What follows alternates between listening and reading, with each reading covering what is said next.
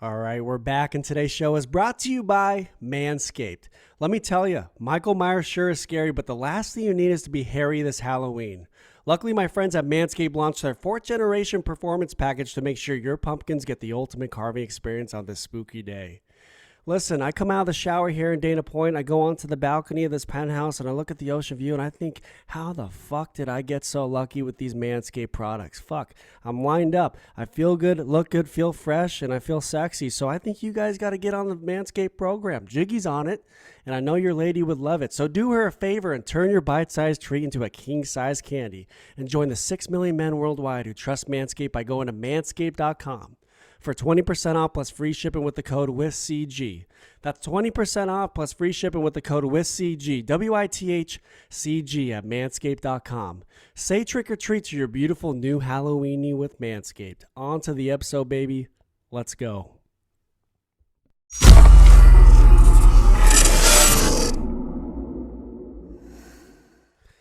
All right, we're back on the podcast, and I've been excited for this one. I've been looking forward to catching up with him. He's a former professional hockey player with the Anaheim Ducks, a Conn Smythe trophy winner and Stanley Cup champion. My good pal, J.S. Giguere. Jiggy, welcome on the podcast. Thank you. Congrats on your podcast. It's good to hear your voice, and it's good to catch up with you. That's right. It's been a minute. I've missed you. Yeah, I know. Me too. You were supposed to come down a couple of years ago in Montreal. That would have been great. But COVID obliged, we still haven't seen each other in so long. So, but there's no more restrictions. So you're welcome to come back whenever you can, and we'll try. I'd love to make my way down to California anytime soon. But with the 3 kids, being near or at teenage years, it's almost impossible to travel. Yeah, it gets pretty busy. I know the last time I was supposed to come out, then obviously you said the restrictions, and I know that Anaheim goes out there December 15th, so we'll try to make that happen. Oh, okay, that'd be great. Actually, that'd be a great time. That'd be fun. So let's get right into it. How's the family doing? How's the boys and Kristen? What have you guys been up to this summer? Well, we're back in the full force, in the full routine. Everything is opened up here, so hockey is back full swing. I'm coaching my oldest assistant coach, and I'm coaching my youngest, Felix, who's Adam.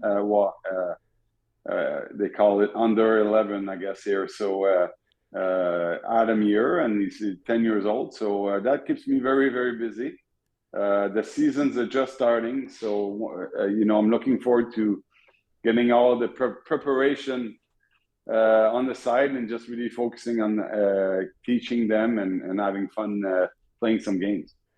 That's great. And I know Max was playing before we touched on it. Now Felix is playing. I love that. All the boys are playing? Yeah, Felix is playing. Yeah, Luca is playing basketball. My middle one, he's playing basketball at school. And that's a nice change, actually. I love to go see his games. It's nice not to be in a freezing rink. You just go in the gym, and very change of, it's a big change for a family.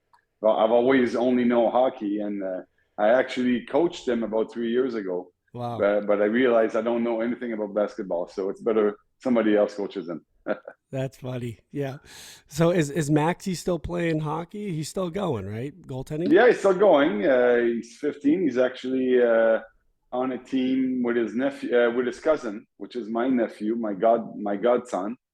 And they were never able to play together because he's a year older, my nephew. But this year, the Max made his team, and so that's a different dynamic. It's fun because they're cousin, but then they're like brothers too. So they're a little bit more competitive than the regular, they're both goalies. So they're competitive with each other. So it's something that I have to manage a little bit more as their coach, but it's also a lot of fun. Like I said, they're like brothers. They grow up together. So right. It's pretty fun.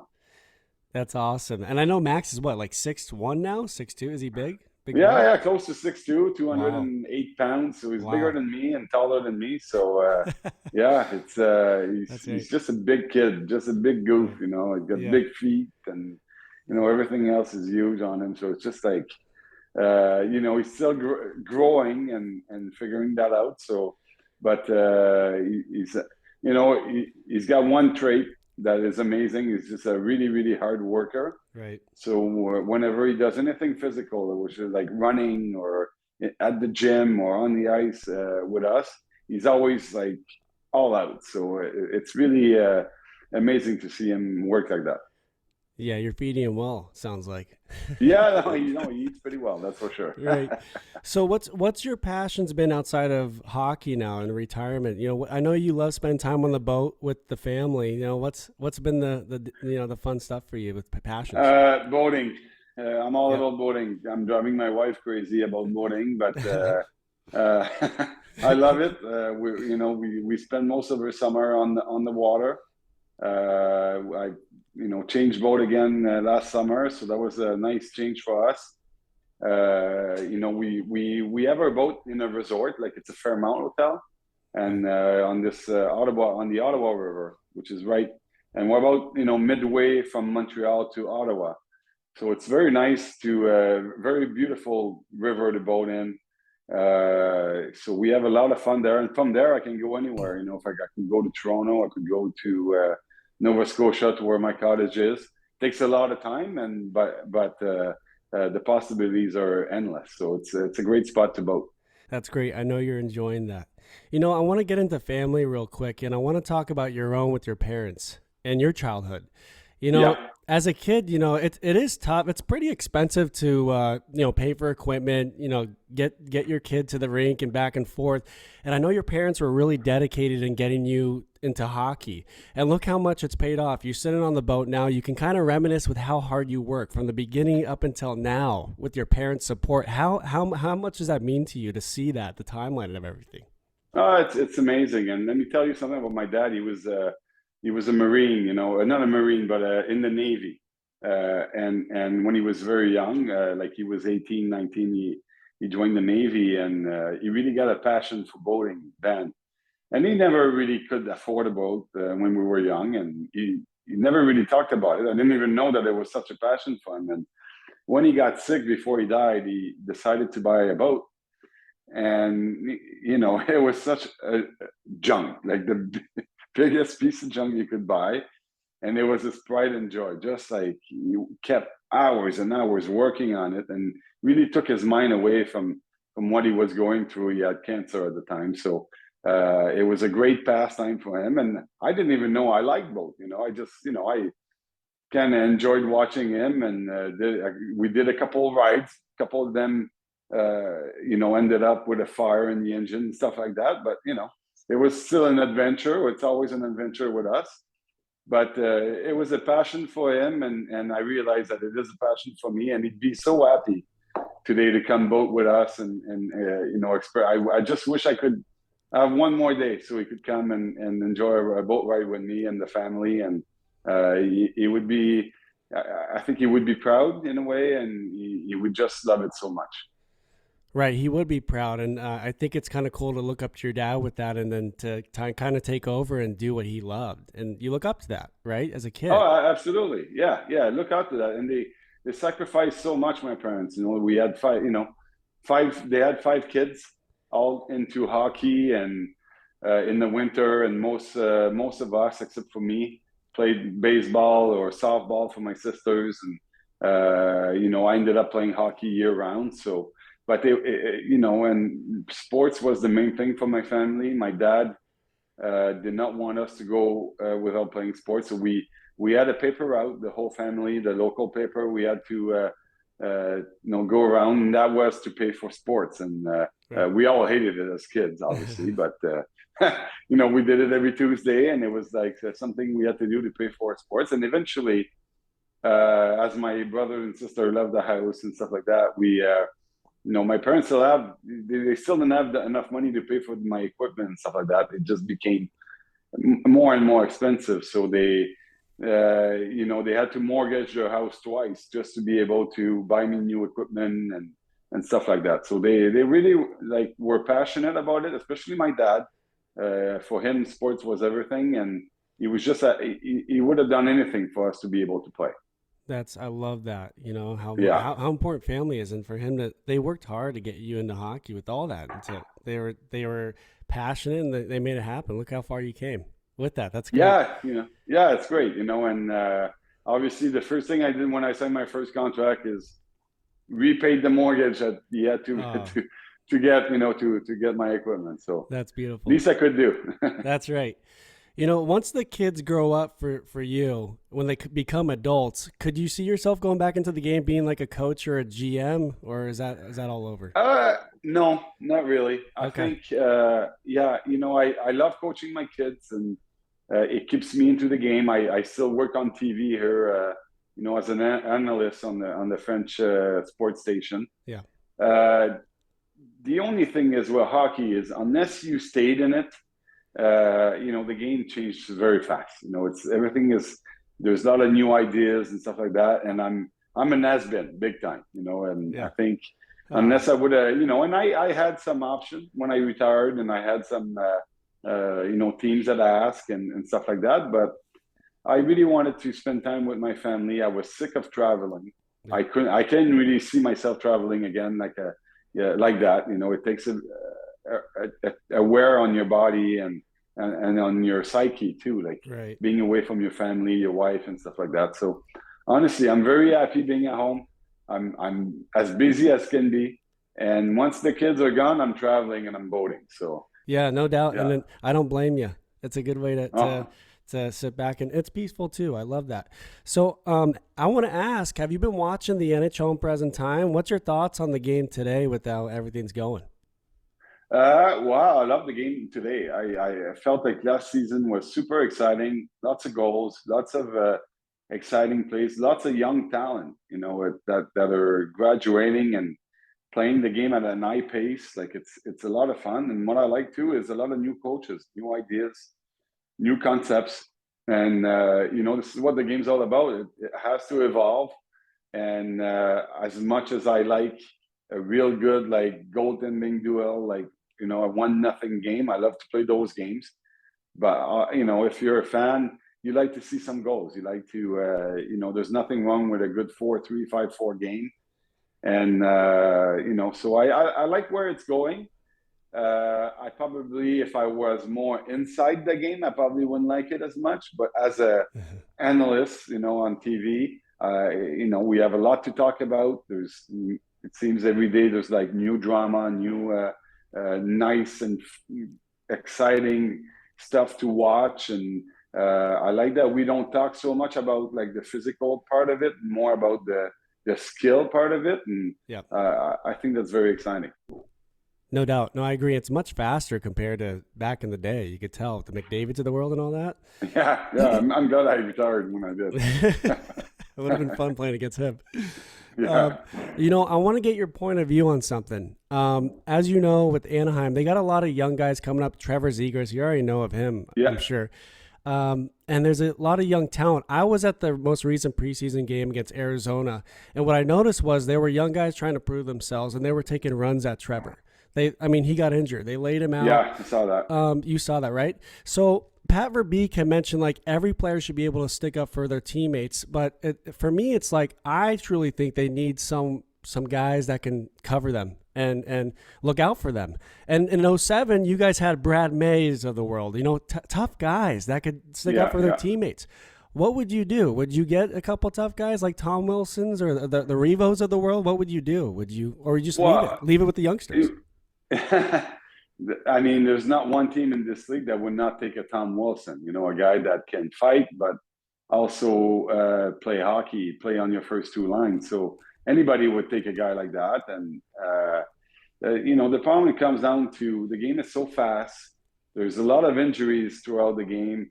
And having a guy that's solely a tough guy that's only taking a roster spot, and then when you're down with one or two injuries that he can't really keep up with the game, then you're putting your team more in danger. So you got to be careful with that.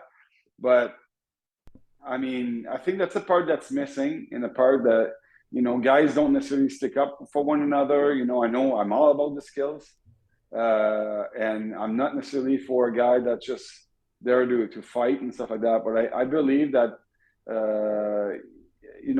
like Pat Verbeek said, is you got to stick up for your teammates. You don't have to fight, but you have to go and be there and make sure that you tell the other team this is not going to be acceptable when you play against us.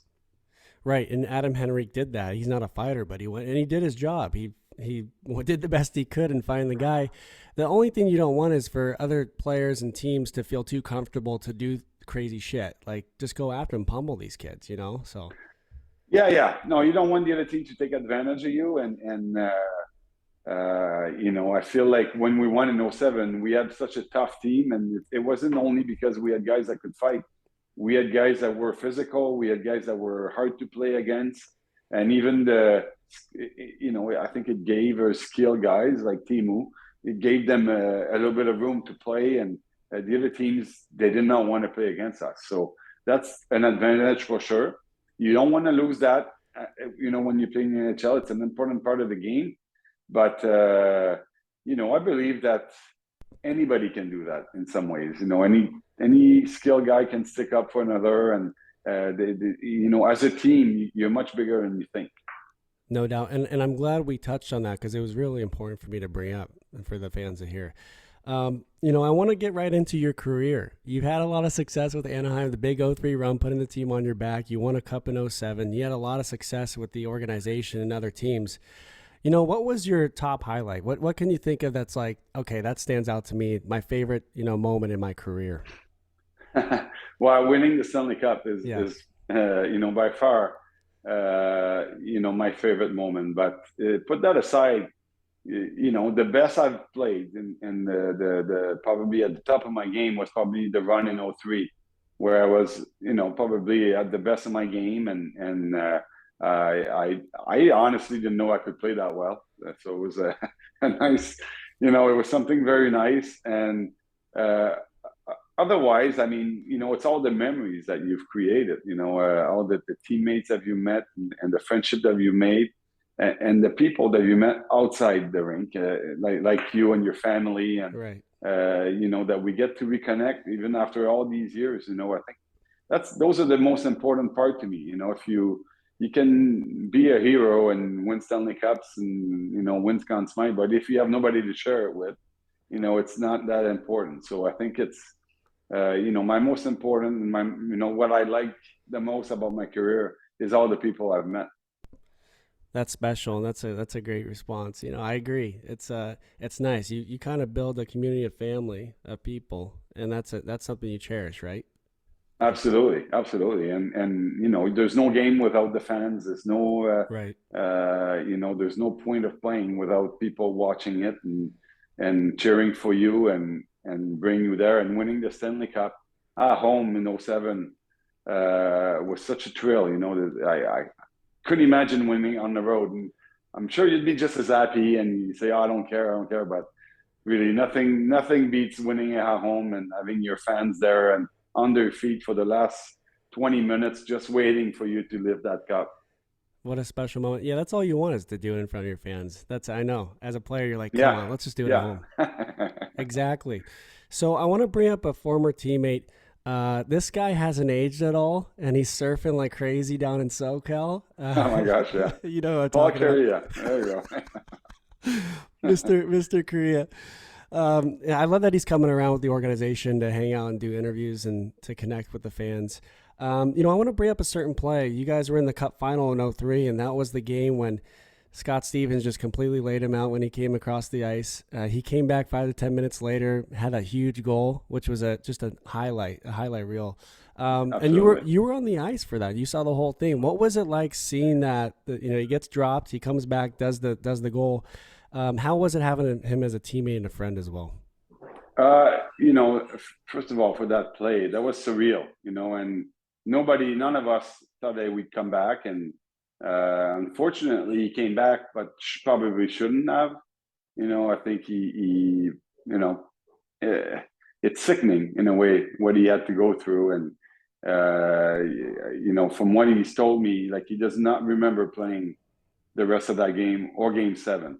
Let's just think, this is just not good for your brain. And I just wish we knew better then, and it's really, but, Right. I'd never heard a rink so loud in my life. I thought the roof was going to collapse. It was such an amazing moment. And, Paul is a very, he was a role model for me. I was coming into the league, and I didn't quite know what it was to be a pro, and he's the ultimate pro. Like he just, he doesn't do anything without doing it at his best.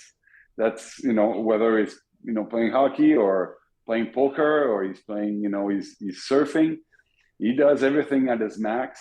He's 100% focused on it. And as a young player, a rookie, you have to look at those guys and see, if this guy can be that good, and he's doing all that to be that good, then I have to do the same. And I learned a lot from him, and I love being his teammate. Right. And when I was a kid coming around you guys, I just noticed how tunnel vision he was so set on being competitive and getting his job done. And you were the same way too.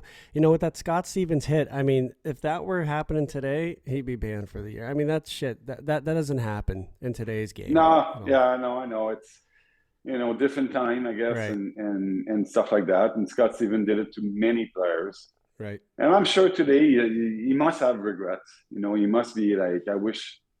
I've never listened. Maybe he's done some podcasts about it and stuff like that. But I would assume that part of him has a bit of regrets. It probably doesn't feel good to have ended so many careers.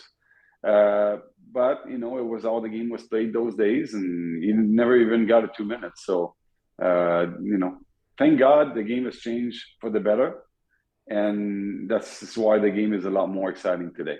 Right, I agree with you. Another teammate I want to bring up, he would always take time with fans signing autographs, just like you. I mean, he's really good with the people.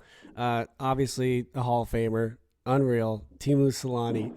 What was it like having him as a teammate? And do you have any good stories about him? Throughout your career with him? Yeah, there's many good stories about Teemu, but he was another one of my role model. And what I liked about him is, as much as I wanted to be a pro like Paul, I also like the lightness of Teemu, where nothing would really affect him, and he would just be so friendly to people and stuff like that. And that is such a gift. There he is, the most popular player of the franchise. People just want to talk to him and take pictures with him, and he never says no. He's always there. He's always has a smile on his face. So there wasn't any bigger ambassador for the game, and in California, in Orange County, you know what I mean? So, he's an amazing teammate. Any guy that would come up from the minors, a team who had a huge car collection, so guys could just borrow his car. He even had a limo for us to borrow to go on dates with our wives and stuff like that. So, there's no other teammates like that. He's just an amazing person, right? And he was there for the right reason. He was there to have fun at the end of the day. Absolutely, big car guy. Oh my god. Yes, yes. What kind of cars did he have you take out? Oh, he had all kinds. He had like roadsters, like old cars and stuff like that. He right. had Ferraris. He had pickup trucks. He had every single at some point I think he had 32 cars. Oh my God. And what I mean? And he was just very generous about it. Like there was nothing was a problem for him. That's awesome. Have you been down to his restaurant yet? His steak tavern? Yes, absolutely. We've had many dinners. I think we had our 20th anniversary, or not in 2017, the 10-year anniversary for the Cup. We were to his restaurant. That was one of the places that we went to have an event. So beautiful spot. It's every time I've got friends that go down in California, I tell them, you got to go see that steakhouse. It's great. Right. And it's such a beautiful city there. So great place to go. Yeah, Laguna's great, right in my backyard. We'll have to go next time you're down here. Absolutely. Yeah, that sounds good. So I want to bring up another guy who just ended his career. You've seen him, you witnessed him, you play with him since he was a rookie with pairs. Yeah. Ryan Getzlaf, Getzy. How nice is it to see him go into retirement with the success he's had? And, have you chatted with him at all ever since he... No, I sent him a couple of texts. I think he was busy then. But okay. I remember watching him in this press conference. I told my wife, I'm like, who's old now? Eh? And because he was always making fun of me for being old. So Yeah. how funny, how quick it goes. And I can't believe like such an amazing career and a great captain, a good team guy. A guy that could do everything on the ice. Truly like a power forward, like such good hands, good shot, could make a pass. What anybody in any situation. He could hit and he could fight. If he had to. And yeah, he was an amazing ambassador for the Ducks, and Right. I'm sure he's going to have his hands full now with his 4 kids. But I'll be laughing at him next time I see him. You're right. Yeah, I mean, he could fight, he could score, he could do it. He was a big boy. Him and Pears they're the twins. They called them the twins. Yes, They're fucking, yeah. they're tough. They almost got sent down the year we won the cup. And Yeah.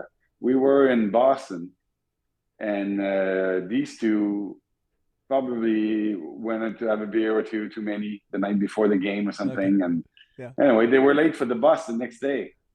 And in Randy Carlisle's days and Brian Burke, that's a big no-no. You don't show up late for the bus, and so they had their tickets printed and everything. They were going down, and they started the year on the fourth line, but Scotty and Chris Pronger, Scott Lindemeyer and Chris Pronger stepped up for them. They had a meeting with Berkey and Randy, I believe, and told them we're going to take care of those two. If we want to win the cup, we're going to need them. And sure thing, they stayed, and they ended up being on the first line by the time we won the cup. They were playing 18, 19, 20 minutes a game. They were a huge part of our team, and we wouldn't have won it without them. So I'm glad, we had good leadership. That's what leadership is all about, making sure that your teammates are taken care of for the better of the team. Right, and Prongs and Niedermeyer, especially Pronger, would go head on stuff with the rookies, with the young guys. Kind of Oh lining up. yeah. If you're a rookie, a young guy, and Chris Pronger decides to take care of you, make sure that you don't miss the bus and you're home early. You make sure you don't miss the bus and you're home early, because he was really rough on rookies, but he was also fair. He would help them a lot on the ice. He would give them a lot of details to what to work on and stuff like that. So he was tough, but at the same time he was really good with them. And I really enjoy his way of leadership. The guys that didn't enjoy it, the rookies that didn't enjoy it, they were the ones that didn't want to work, and they didn't like to be told, and they were uncomfortable with those situations. And more often than not, those are the guys that don't end up having a long career. You're right. I agree with you. And it's one thing to play guilty, but if you're late for the bus, that's going to be tough. So, and they were good Oh, you enough. don't want to be late. Don't Right. give the management a reason to Right. send you down if you're young. And there's a bunch of young guys in the minors, Sure. playing hard and wanting to be called up. So you got to make sure that and it's a tough lesson. You're young, you're 19, 20, and you're in nice cities. You go out to dinner and stuff like that, nice steakhouse. And so it's easy to make the wrong move, or go the wrong way. So you just gotta make sure that you're told and you pick your time. Right. Right. And they're good enough to bounce back, and they had great leadership around them, obviously, as you pointed out. Absolutely, yeah. So I want to bring up. This is the last thing I'm going to bring up today, and I want to bring him up because let's talk about present time. This guy lived with you when he was 18, when you played in Colorado. I'm going to bring up right now. Yeah. And he just did something that he was looking forward to doing for a while. I mean, passionate guy, hungry, been frustrated for all these years. Nate McKinnon finally wins the Stanley Cup.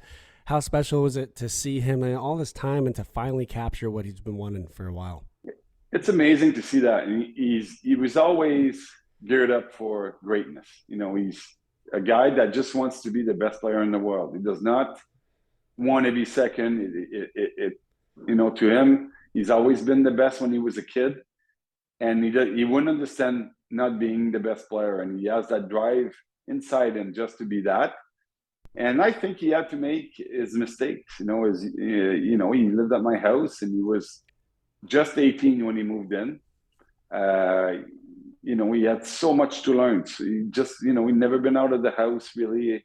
His parents had taken care of him his whole life. So he had to become an adult. And I think that he is now finally an adult. He takes care of himself. He works out like he should properly. And he's become a leader. But between the 18 years old and the 26, 27 that he is today, you know, he had to grow into that. And he had to figure out some stuff. And I think that he probably along the way made some mistakes. But I'm glad that he figured out his way. And it wouldn't be surprising if in the next 3 or 4 years he ends up being the best player in the world. I agree with you. Did you talk to him at all after he won by chance? We've texted each other, and my cottage is in Nova Scotia in Halifax, but he's so busy with training and stuff like that. It's hard to connect. But we've been texting, since ever since he's left my house, and it was good to see him. He knew that we were behind him. The kids were watching him, and he was very grateful for that. I love that. Well, in conclusion, man, I just want to say how much it means to me for you to jump on. I want to point out that if you were not with Anaheim, there would not be an 0-3 run. There would not be a Stanley Cup banner up in the rafters of Honda Center. You were a big piece of the puzzle of all the success Anaheim's had, and I just can't wait to see your jersey be raised up in the rafters at some point. And I'll be there hugging you, giving you love. Yeah, you'll be there. If that ever happens, I guarantee you'll be there. Oh, it better happen, but Jiggy. I don't know. I'm not in control of that, and I just did my part in the team, sports, and right. You can only do so much by yourself. It always comes down to having a good team, having guys pulling in the right direction. Team chemistry is one of the biggest factor in going far, and I think what the 03 team and the 07 team had in common is a great bunch of guys willing to go to work and well coached in both occasions, and it was fun, and I just wish in 07 in 03 we would have been able to win the cup, but it was still a great experience for sure. You did the best you could, and you did a hell of a job doing it. And actually, Corey, I would hope it's been 20 years since the 03. It will be at the end of the year, and I hope some of the PR people in Anaheim are watching. But there should be a team reunion. I think what we did was spectacular, and it's been already 20 years, and it would be nice to see those guys again, some of those guys, and. We didn't win the cup, but we came one game away, and I would hope that they can, and people, the fans, I think would like that. I think it would tie up the whole Mighty Ducks to the Ducks and the team history. You can't disregard that, Right, and that's the year Anaheim kind of put California hockey on the map. That's the Absolutely. Anaheim, the Mighty Ducks were on the map because of that year, and a lot of it was because of you, man. So, hey, you've inspired me since I was a kid. You've shown so much love and support to me, and I'm just forever grateful for our friendship. What means more to me is the JS Giguere off the ice, your soul, you. I love you, man, and I love the family. I love you too, Corey, and hopefully I'll see you in December 15th when the Ducks are here. Yeah. Or any other team. Doesn't matter which team it is. So if you find your way down in Montreal, make sure you bring your winter hat and your winter jacket and your boots and your mittens. And not California, you'll see. I think it's the best time to be in Montreal with the winter. I mean, you got the outdoor rink going on in the backyard. Absolutely. You've been on the Getz family's rink back in the day, and I think it's my turn to experience that out in the winters out there. Yeah. Sounds good. December 15 might not be the best time for it, but we'll see. Okay. Just a little later. Yep, exactly. We'll figure it out through text and whatnot. So thanks again for jumping on, Jiggy. All right. All right. Thanks, Gary. Take care. Say hi to your family. I will. Likewise. Right. Take care. Okay. Bye. Bye-bye.